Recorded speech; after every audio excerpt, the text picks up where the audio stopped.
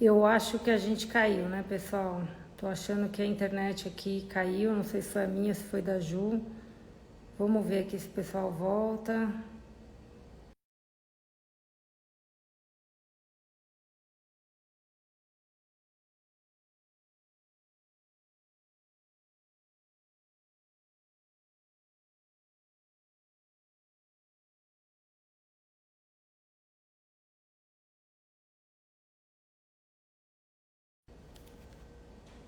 Voltando.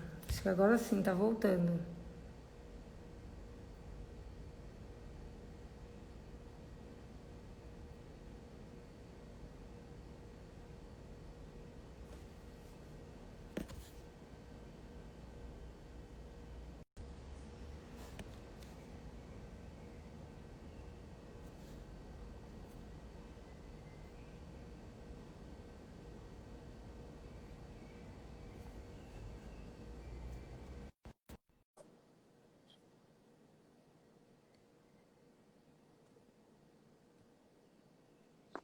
Oi, Oi, Ju. voltamos. Gente, eu não sei, tá? Talvez seja a minha internet aqui. Vamos tentar, ver se dá certo. Então, agora, enfim, não sei o que que vocês ouviram, o que que... Vamos voltar desde o 2013, que vocês pegaram a melhor parte.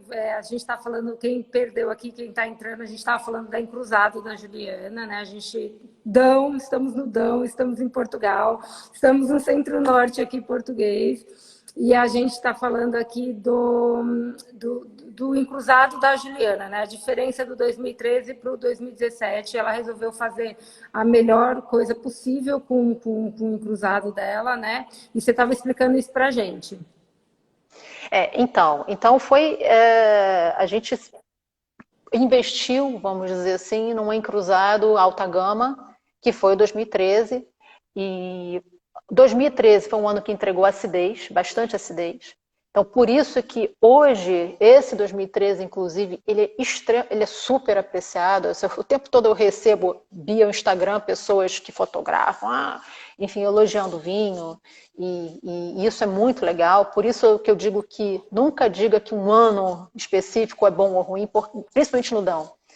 Porque ao longo do tempo, esse vinho se revela, mesmo num ano que é percebido porque é fora de padrão, e isso não é uma regra, isso realmente não é uma regra. Né? E, é, e é isso, foram barricas novas, tá? Então ele realmente tinha uma madeira que a princípio poderia ser percebida como muita madeira, mas se você bebe o vinho, você entende que está super integrado, você e com certeza nota-se o sabor da uva encruzada, ou seja, a tipicidade dessa casta, e continua sendo um vinho fresco agora em 2020. É um vinho super fresco. Né? Então, essa é a grande tipicidade Encruzado. do encruzado. Né? Que é se manter fresco ao longo dos anos. E no caso do meu vinho, seja ele de madeira, com madeira, seja ele sem madeira, como foi o 2017, a gente sempre aplica uma batonagem. Por quê? Isso também é uma questão é uma questão de estilo, tá? Não é uma regra. Você pode fazer tranquilamente um vinho sem a batonagem, né? Acho que todo mundo sabe o que é a batonagem, né? Você suspender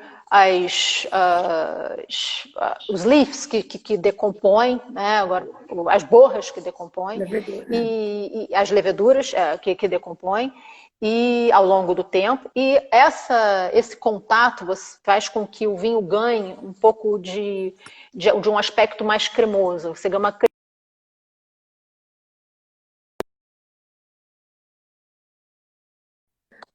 como um vinho que estagiou algum tempinho em madeira, essa cremosidade, esse volume de boca,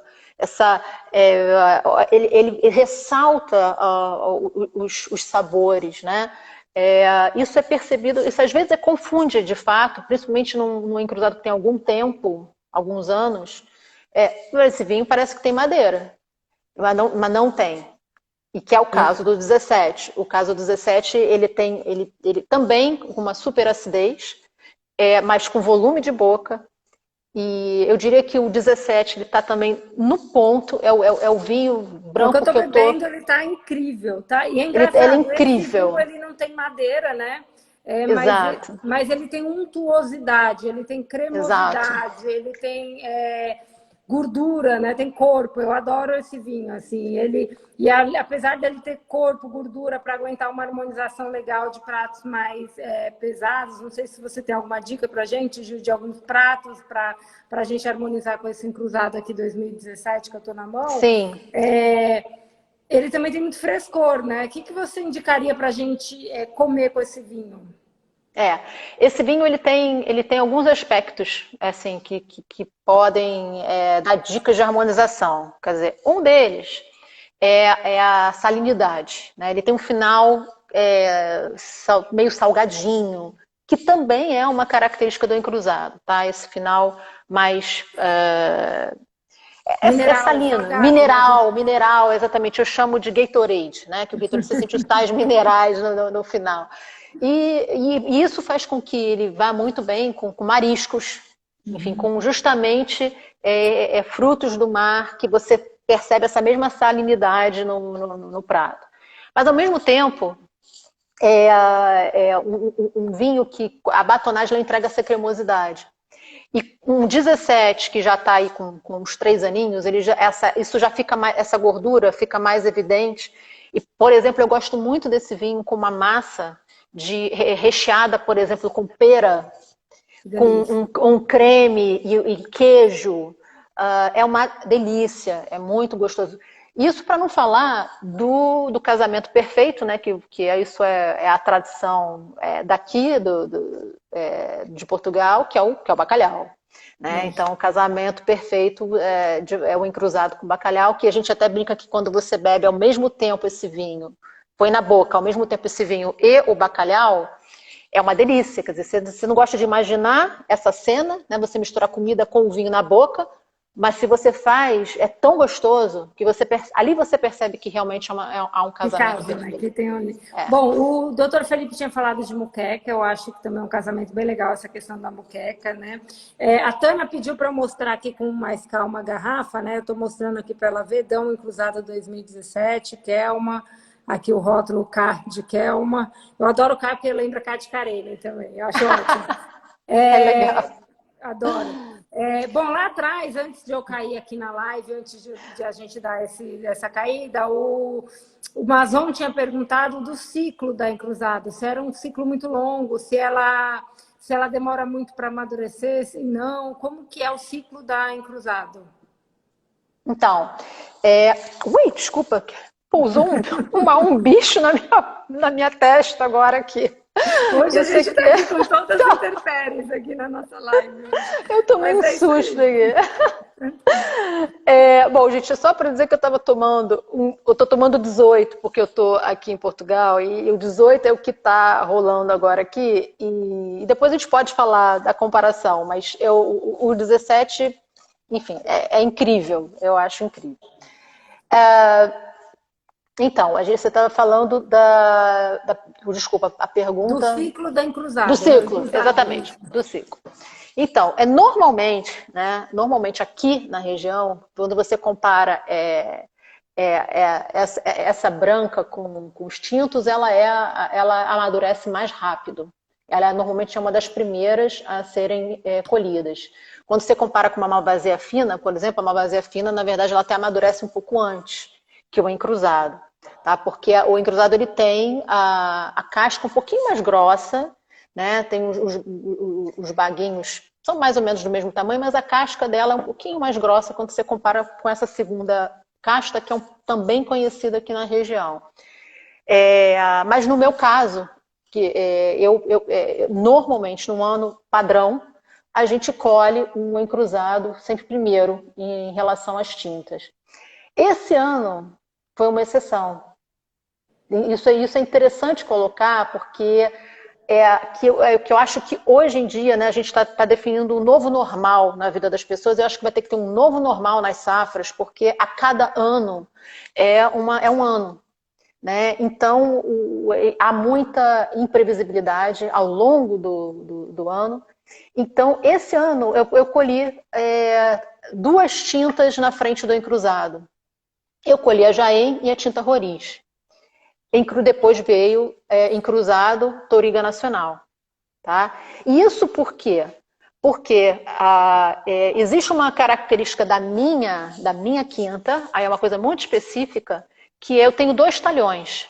Eu tenho um talhão mais alto, que é mais exposto ao sol, e um talhão mais baixo, que é mais abrigado. A minha quinta, ela é rodeada por bosques, florestas, ela já entrando em sustentabilidade, enfim, eu não ligo para floresta, para bosque perto, ela não tem muros, ela é completamente integrada ao ambiente local ali. Todos os bichos entram e saem quando eles querem, comem, fazem buraco, enfim, fazem ninho, e é totalmente integrado ali com o ecossistema local. E esse ano, por conta de ter sido um ano atípico, enfim, agora no final foi um calor enorme, esse talhão de cima, que é onde eu tenho essas tintas muito exposto, eu tive que colher imediatamente e tive que esperar o encruzado, deixar encruzado para depois. Legal. Né? Então, cada ano está sendo um ano. Eu acho que o normal vai começar a não ter um padrão definido. Essa é a minha opinião. É o novo normal. É o novo normal. Novo normal. Ju, antes da gente entrar nesse assunto de sustentabilidade, de contar um pouquinho desses detalhes da sua quinta, eu queria entender como... o Tufi fez uma pergunta interessante, ele falou assim, se eu fosse degustar uma encruzado às cegas, né? Qual característica do seu encruzado, por exemplo, né? Você diria que se você fosse sentir o seu encruzado, o que você falaria de cara aqui para estudantes aqui como o Tufi, eu tenho o Mazon aqui também, o Ferraz que está aqui também na live, o pessoal que quer fazer degustação à cega, por que é um encruzado, não é um chardonnay, né? Você tem alguma coisa que você poderia dar de dica para gente? Sim, sim.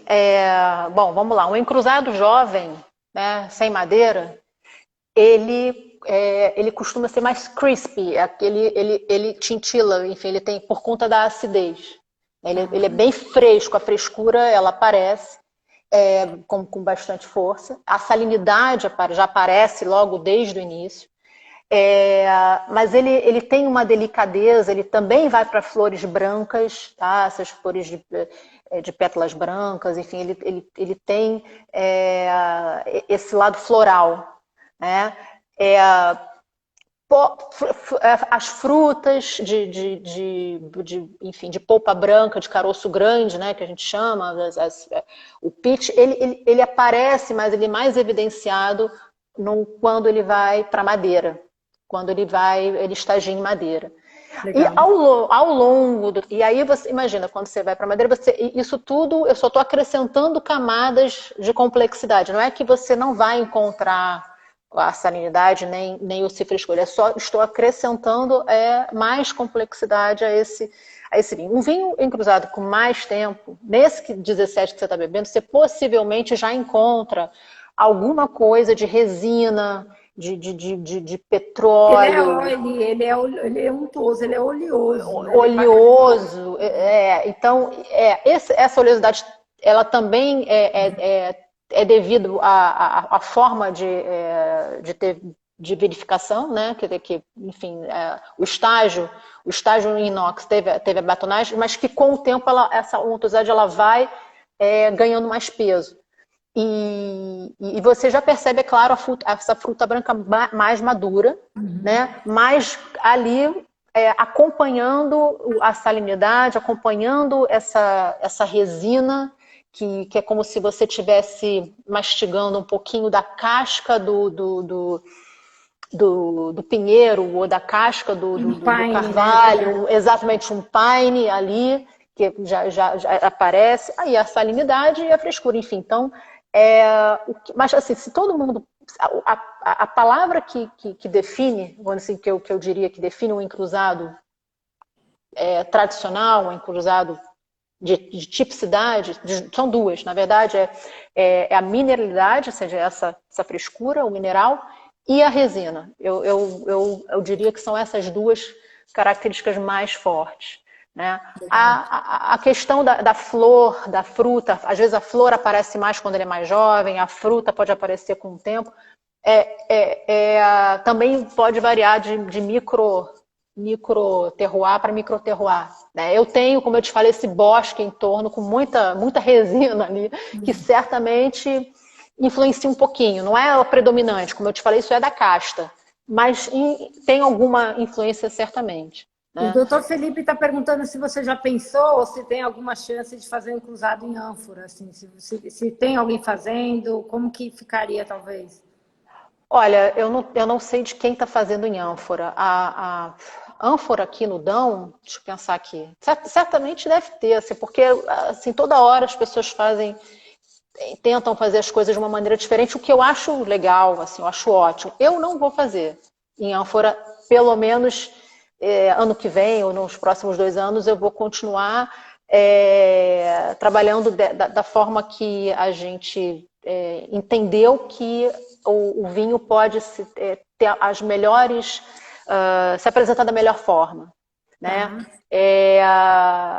Ânfora não é uma forma de enologia tradicional da região, ela é de outras regiões de Portugal, mas do Alentejo, enfim, não é característico daqui. Mas também isso não é não estou julgando aqui não, entende assim, não, eu acho que é muito legal você experimentar, fazer essas tentativas, mas eu tenho uma produção muito pequena também para ficar desmembrando em um monte de vertentes diferentes, né? Então, eu já passei por um processo de chegar num vinho em que eu entendi que é esse o vinho que eu quero apresentar para as pessoas, né? Que eu quero que as pessoas apreciem. Então, eu vou ficar um pouquinho nisso. Quem sabe, sei lá, daqui uns anitos eu faça alguma coisa diferente, mas nesse momento Legal. não. Bom, tem umas perguntas aqui, acho que a gente pode emendar também, você contando um pouco do seu projeto de sustentabilidade. A Ferburo Wine perguntou o tipo de terroir de solo. Se você quiser contar um pouco da região do Dão, né, qual que é o solo do Dão especificamente, depois contar um pouco do terroir da sua quinta e contar o que o approach que você está fazendo sustentável, como que você está fazendo, eu acho que era legal o pessoal saber aqui. Sim. Bom, o solo da minha quinta, como é a maior parte aqui dessa região do centro de Nelas, né, é granito em pó, né, é uma areia de granito. E é um solo relativamente pobre, né, mas ele tem muitas vantagens. Né, ele tem uma drenagem excelente, principalmente quando você tem algum declive, que é o caso da minha quinta. Tem um leve declive, tanto no talhão de cima como no talhão de baixo. E isso é uma característica da região, né? São vinhos de solos graníticos. É um microclima fresco, né, de influência continental. A gente está rodeado pela cadeia montanhosa de Portugal mais importante, né, que é a Serra da Estrela, a Serra do Caramulo, a Serra da Nave, enfim. E ali no centro, cercado por essas serras, tem a região do Dão. E uma região difícil de você produzir, né? Porque você imagina que você tem um inverno que chove muito, um inverno muito úmido e um verão muito seco. E a cada ano que passa, né, o aquecimento global acho que está evidente para todo mundo, a gente não adianta dizer que não existe, porque existe. Enfim, tanto é que a minha colheita terminou hoje. Né? Eu terminei a colheita, eu tomei banho e vim para cá fazer a live com você. Tá? Então, assim, nunca uma colheita teria terminado tão cedo. Né? E, enfim, a cada ano a colheita parece que está sendo antecipada. Agora tem um período de chuvas longo. Então, assim, eu forcei terminar hoje porque a partir de amanhã e ao longo das próximas 2 semanas é previsão de chuva. Então, dá a entender que a estação de chuva também antecipou. Quer dizer, Enfim, tá uma coisa muito diferente, né? Então, mas basicamente o Dão é isso, tá? Vamos pegar o Dão by the book, né? Que é solos graníticos, um inverno muito úmido, muito chuvoso, que é onde se faz o solo, que drena com muita facilidade, encharcar e criar os lençóis freáticos, né? Na minha quinta tem um lençol freático que passa por debaixo da quinta, tá? E isso é super importante pra gente. No verão, muito quente e seco. Então tem que ter muito cuidado com o acompanhamento da maturação da vinha, de cada tipo de casta. Então, isso a gente faz com muito cuidado. Você vê, cada ano está sendo uma ordem, né? Então, normalmente Fale. Não, eu fiquei curiosa, até o Tufi falou lá atrás, perguntou se tinha compounds fenólicos muito grande na Encruzado. Eu fiquei curiosa agora com uma pergunta, né? Eu ando vendo em Portugal uma onda de calorões, né, nos últimos anos, que dizem que a uva amadurece rápido, em alguns momentos os compounds fenólicos não acompanham o amadurecimento, né? Eu estou aqui cortando o que você está falando, mil desculpas. Não, mas isso é muito importante. Mas isso está acontecendo? Isso realmente acontece? Acontece, não acontece? Pois é, isso é de novo a questão dos padrões, né? Se você pegar as vinhas antigas, as antigas que eu estou dizendo da década sei lá, de 20 anos, a minha tem 20 anos, né? Mas assim, as que se preocuparam em ter a maior exposição solar possível, hoje tá difícil, tem que ter muito cuidado, né? Principalmente numa região que o verão é isso, né? Muito seco, né? A não ser que você tenha rega, né? Que você tenha controle de rega, que não é o meu caso. Então, de fato, essa é a maior preocupação da gente, né? O Dão, ele tem ele também tem essa característica da maturação das uvas ser gradual, porque apesar do verão ser seco e quente, nós estamos com alguma altitude, né, estamos abrigados, então é um clima continental, um clima fresco. O dia é quente, mas a noite é muito fresca.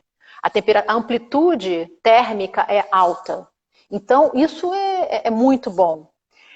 Isso tem mudado um pouquinho, tá? Isso tem mudado um pouquinho. Então a gente está tendo que entender como é que isso vai funcionar. Agora, de novo, a gente não pode dizer que esse ano vai ser o padrão. Não sei, vamos ver como é que é ano que vem. A nossa vantagem, aí de novo, a nossa vantagem, que às vezes é vantagem, às vezes é desvantagem, a nossa vantagem é que estamos cercados por esses bosques que, de uma certa forma, refrescam a quinta, né? E quem está totalmente exposto fica sem proteção nenhuma numa situação como essa, né? Uma outra coisa importante também, uma vantagem para quem está com vinha já com 20 anos e tem um lençol freático ali que passa por baixo, as raízes estão muito profundas. Então, e isso também é uma característica que foi possível porque eu não tenho rega. Entendeu? É uma quinta sem rega. Então a videira tem que buscar água, ela sente o cheirinho da água, né? E vai correndo. Vai correndo. Não, mas olha, eu digo assim, as plantas elas percebem essas coisas. Então, hoje mesmo eu estava conversando colhendo a laúva com uma pessoa local, e ela falou que a árvore dela percebeu que ela estava adubando, né, botando material orgânico no vinhedo dela, e que a raiz foi toda para próxima do vinhedo. Ela teve que cortar a árvore porque a raiz estava toda direcionada para debaixo das videiras. Então a gente acha que a planta ali do lado não percebe que você está colocando comidinha aqui e não está colocando comida para ela. Não, ela percebe e a raiz vai buscar essa comida. Entendeu? Então é genial isso. E a mesma coisa com a água, né? Elas sentem e vão buscando. Você não está regando, ela tem que sobreviver. Enfim, então isso dá uma resiliência para o vinhedo muito importante, né? Não sei se eu respondi, mas enfim, vamos lá. Eu respondi a pergunta.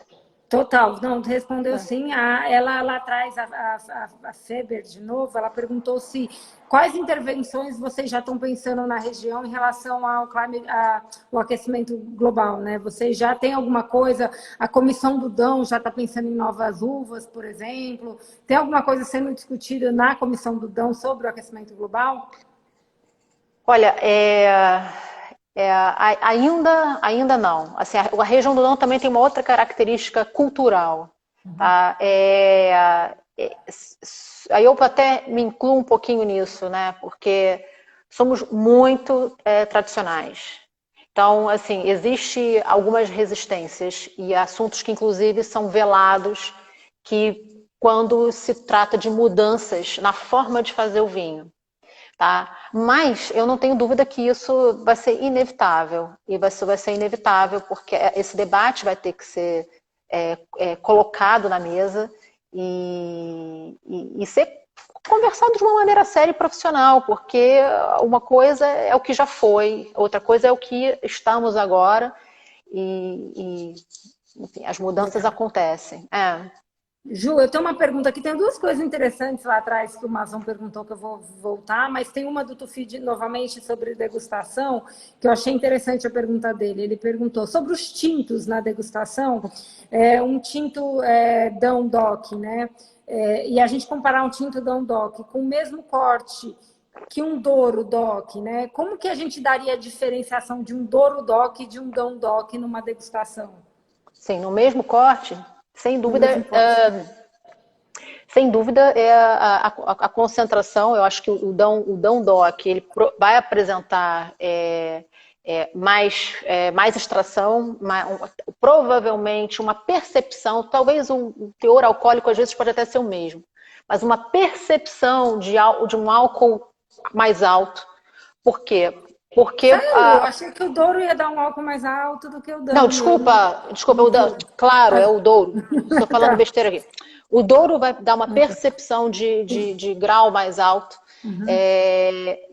Às vezes mesmo com a mesma graduação, tá? Vamos colocar então aí como uma outra característica. Você está comparando um Dão Doc com um Douro Doc com o mesmo corte e a mesma graduação alcoólica. Isso. Provavelmente você vai sentir mais quente o Douro, É. né, do que o Dão, porque o Dão, o álcool ele é amortecido pela frescura, pela acidez, que o Douro tem um pouco mais de dificuldade de entregar.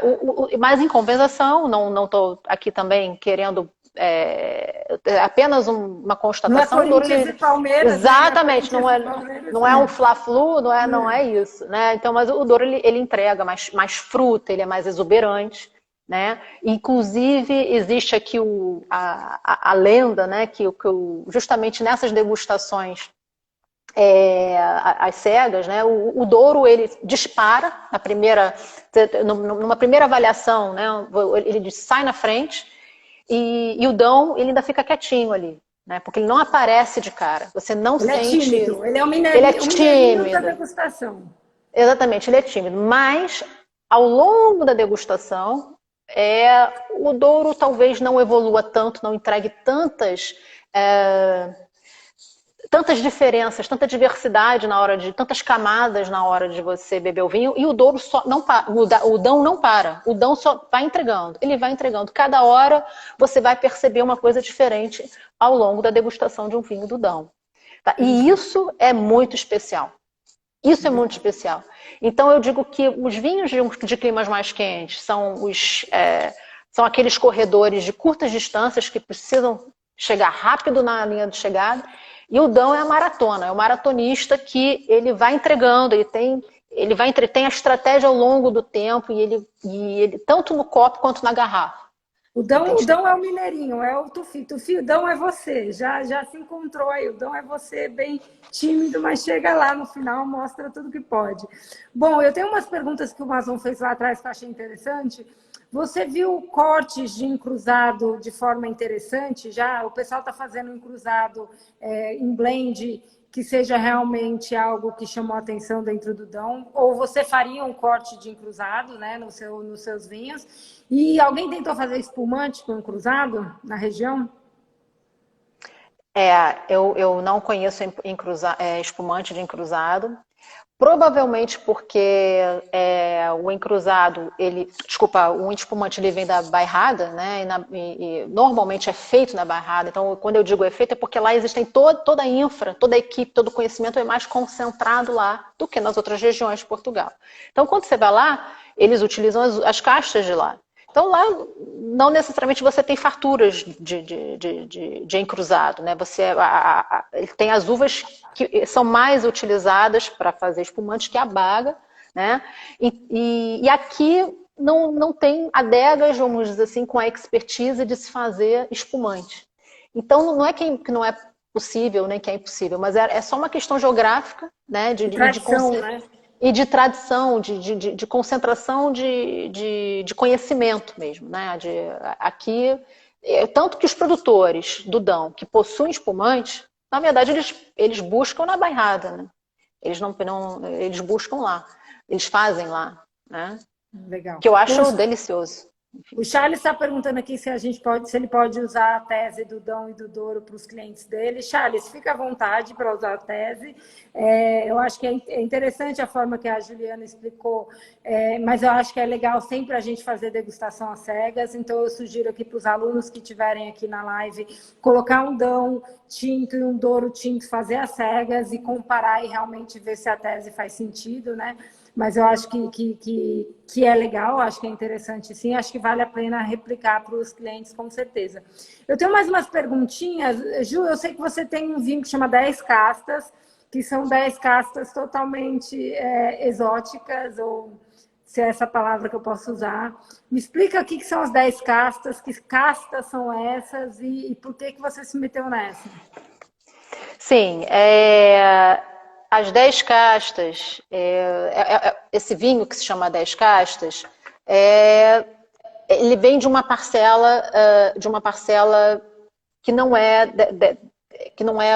tem 20 anos, ele vem de uma parcela que é mais antiga, que inclusive lá no meu Instagram tem várias fotos da vinha velha lá. É uma vinha que tem em média 80 anos, né? Já tem 90, acho que tem entre 80 e 90 anos, em média, porque, enfim, foram castas que foram plantadas ao longo da década de 90, mas também tem castas plantadas ao longo da década de 50, de 60, enfim, então, em média, 80 anos, vamos colocar assim. E tem uma partezinha que tem 10 castas diferentes, tintas, concentradas e totalmente misturadas. E essa quinta, ela é grudada na minha. Ela é vizinha de cerca, né? E é aquela clássica história da quinta que os herdeiros não necessariamente se interessam em continuar um negócio de viticultura e tal. E nos ofereceu porque somos vizinhos, né? E fomos lá avaliar essa quinta. Por sorte, essa quinta tinha um registro da viticultura, vitícola, um registro vitícola das uvas. O que é isso? Eles têm lá as parcelas, as quantidades de cada tipo de uva. A gente atualizou esse registro, a gente chamou um profissional que atualizou se realmente aquelas uvas ainda existiam naquele momento e se realmente aquelas quantidades ainda eram as mesmas. Né? Eles chamaram um ampelógrafo para ver se as uvas... Um ampelógrafo. Eram... Legal. Exatamente. Para quem não sabe, o ampelógrafo ele estuda as castas, né? As espécies de videiras de castas. E ele vai num determinado momento do ano, porque a videira já tem que estar com as folhas, porque ele normalmente reconhece pelas folhas que são diferentes, pela forma como elas se contorcem, enfim. E aí ele identificou que ainda existiam as 10 castas lá, né? E uma das castas se chama Touriga Brasileira, né? Ela estava lá cadastrada como Touriga Brasileira, que também é conhecida como Touriga Fêmea, que eu acho que é mais conhecida como Touriga Fêmea. E a Touriga, eu falei assim, gente, Touriga Brasileira do lado, vizinha de uma quinta de uma brasileira, né? realmente assim, isso chamou a atenção da gente.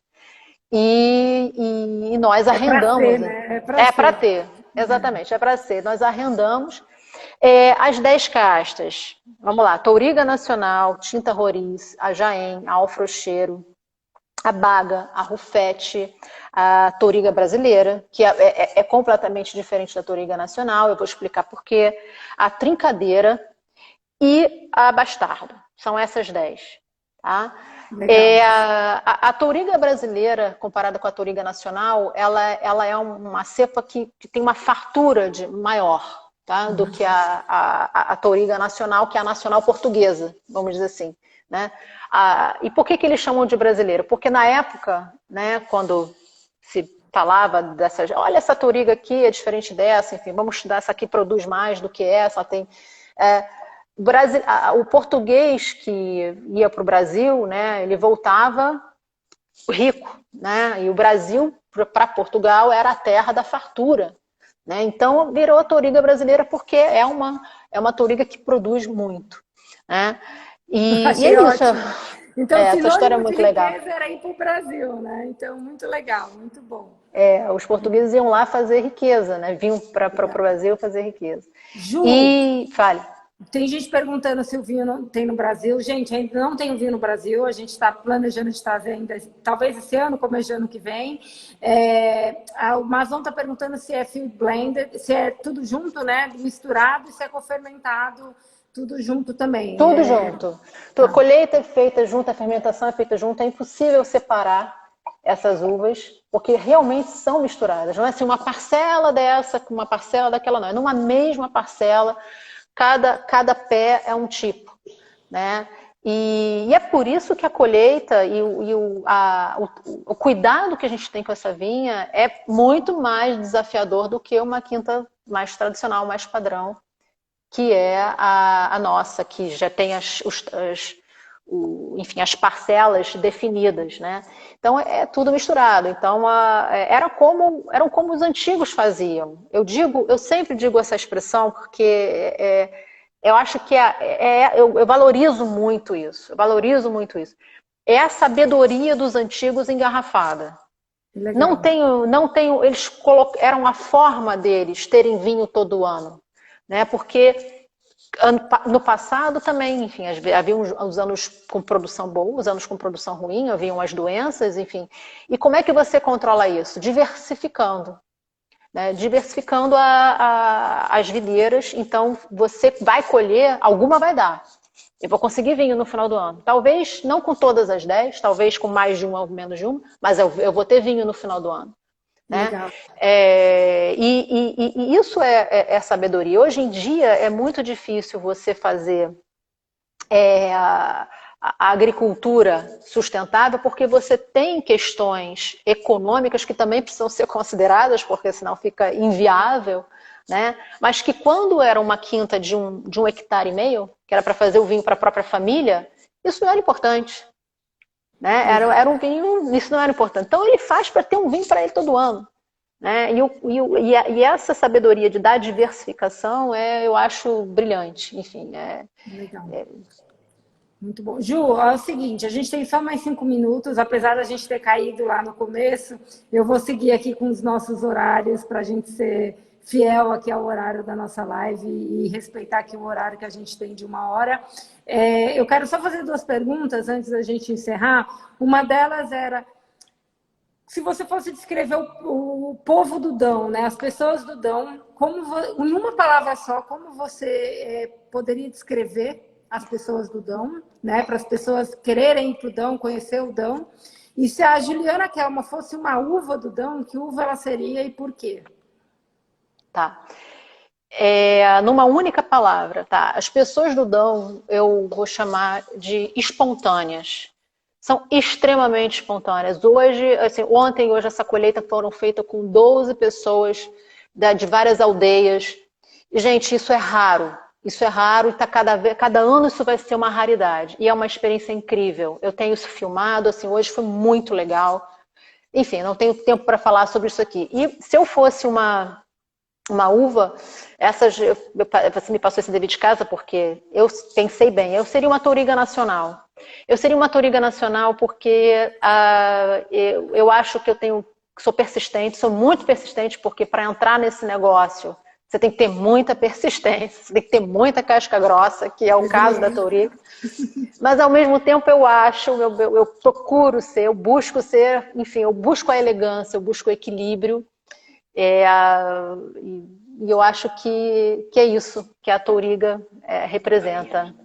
Não poderia ter uma resposta melhor, viu, Ju? Fiquei até emocionada aqui com sua resposta, porque eu sei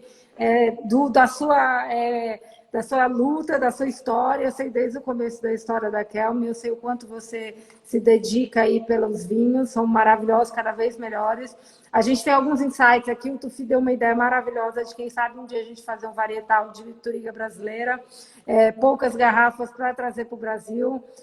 Seria muito simpático, né? Acho que seria legal.